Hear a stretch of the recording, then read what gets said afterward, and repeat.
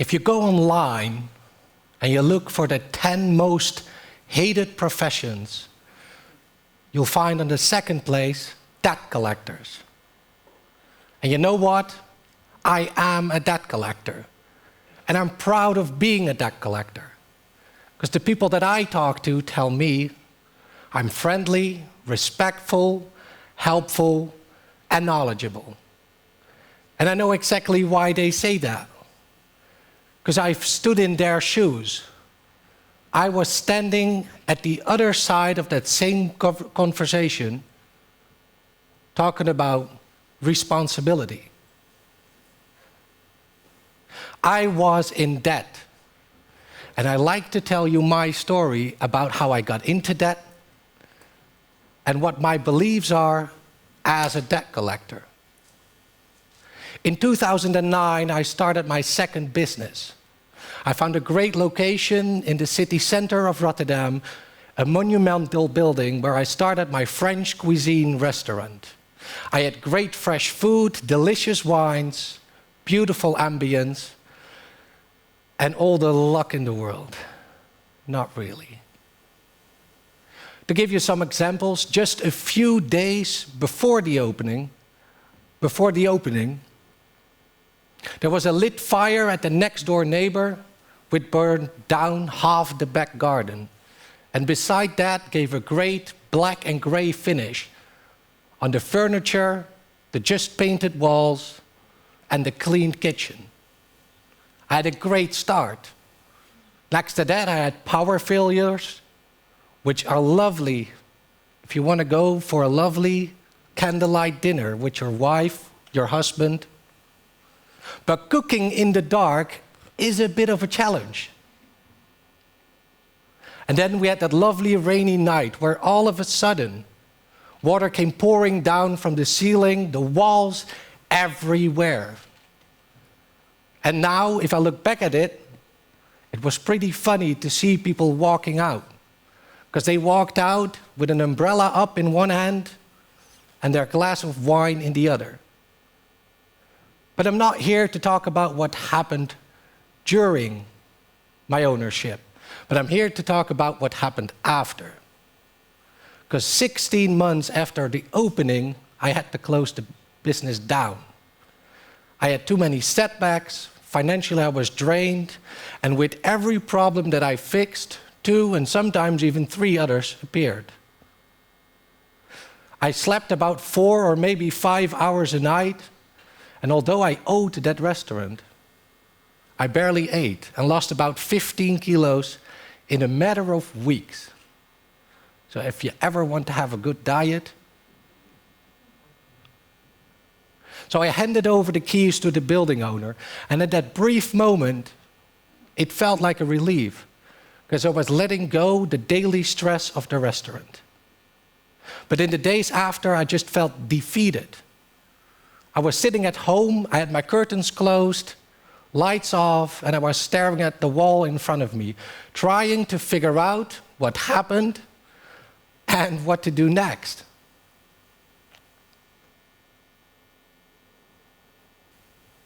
But I needed a job. I was flat broke. I didn't have any money left. So within 2 weeks, I was already back to work. And that felt really great, because I had something at hand, something that distracted me. And I earned a little bit of money. But that feeling of greatness, that was really short-lived. Because after a few days, I came home from work and I decided to open my mailbox. And there was one lovely postcard from my mom and dad. And next to that, the first of many, many demands by debt collectors. And I was shocked. And not because I didn't expect those letters, no. More about how fast bad news travels around. And maybe even more about the fact that none of my suppliers had even bothered to give me a call. So I took the letters with me and I started reading them. And with started, I mean after a few, I just stopped. Because every letter said the same. You owe this company that amount of money, plus a ridiculous fee on top of it. I didn't have any money, so what was the reason for me to respond on it, right? So I stuck my head in the sand, pretended they weren't there, and was hoping they would disappear. That didn't happen. And it wasn't only the letters.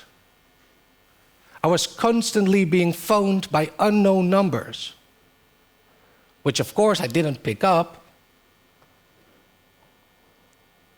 And then when the doorbell rang, I froze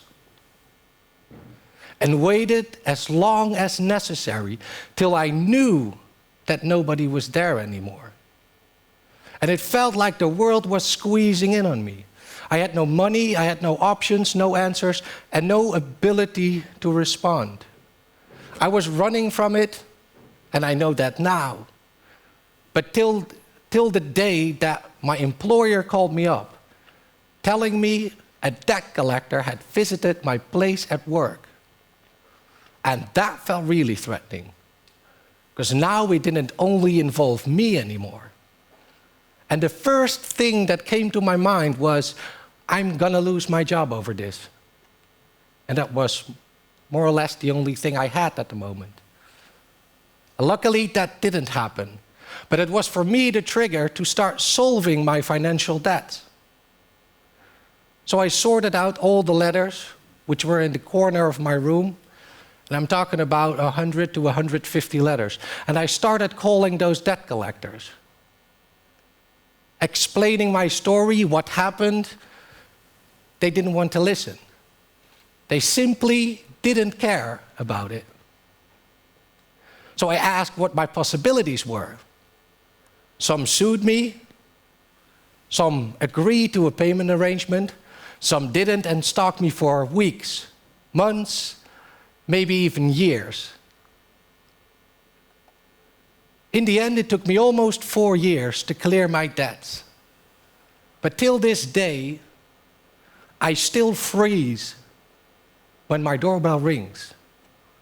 And this is just a one-person story, because for many of us, unexpected life events have financial debt as a result. Losing a job, getting divorced, death of a life partner, sickness, illness, I can go on all night. And in many of these situations, people have lost their financial stability. As a fact, in 2015, almost 10% of the Dutch households had problematic debts. And on top of that, there's another 10% that have risky debts, which can become problematic if a certain unexpected life event occurs. And just under 7% of the Dutch households have physical or mental complaints related to debt issues. And I was shocked when I found out these numbers, because most of those people are treated just like I've told you. They're treated in a way that takes away their ability to respond.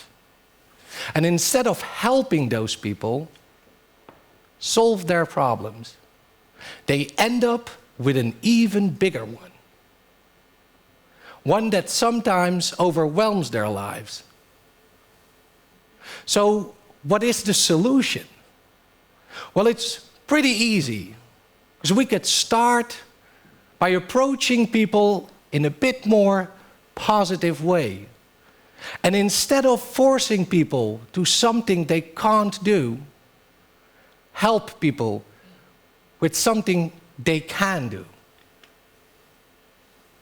Treat them with respect, give them guidance, and maybe most of all, just give them some time.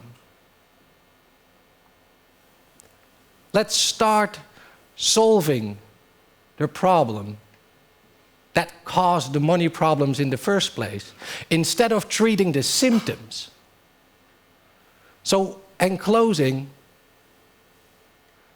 look at the situation from both sides and focus on the needs from both ourselves and others. Join me in looking again at the word responsibility. And let's create the ability to respond.